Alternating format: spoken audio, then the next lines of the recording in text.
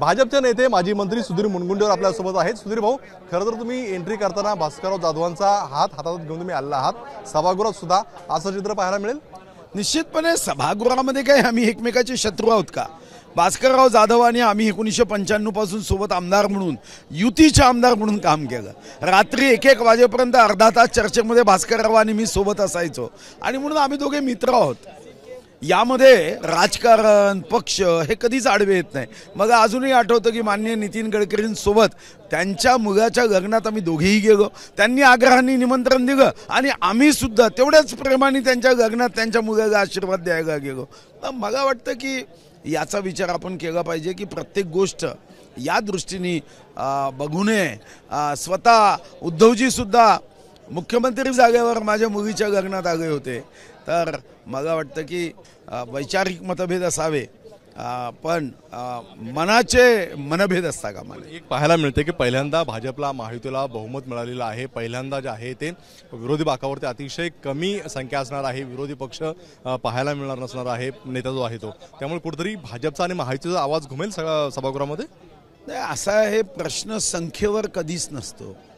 प्रश्न असतो विषय काय।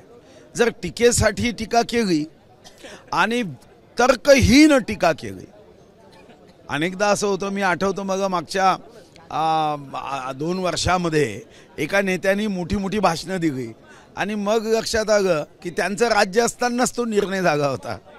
तर मला वाटतं की थोडा अभ्यास करून जर केलं तर मग दोन असले तरी काफी आहे।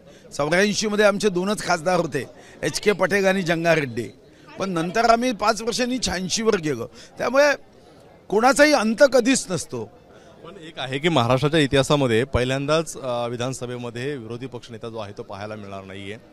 काय नेमकी सत्ताधाऱ्यांची भूमिका असणार आहे? नाही, ते तर देवेंद्रजींनी स्पष्ट केले की हा निर्णय सत्ताधारी पक्षाचा नसतो, हा विधानसभेच्या अध्यक्षांचा असतो। विधानसभा अध्यक्षांनी निर्णय करायचा असते।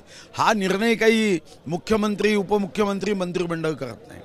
शेवटचा प्रश्न, खरं तर आज पहिलं अधिवेशन सुरू होते, अधिविशेष आहे, त्यामध्ये 3च मंत्री असणार आहेत मुख्यमंत्र्यांसहित। मंत्रिमंडळाचा विस्तार कधी होणार आहे? सांगितलं का माननीय मुख्यमंत्र्यांनी की आपल्याला नागपूर अधिवेशनाच्या अगोदर विस्तार होईल।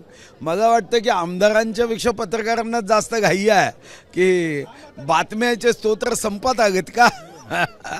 आपण नागपूरच्या अधिवेशनाच्या पहिलंच जे आहे ते मंत्रिमंडळाचा विस्तार होईल असं देवेंद्र फडणवीस सांगितल्याचं सुधीर मुनगंटीवार म्हणताना पाहायला मिळत आहेत।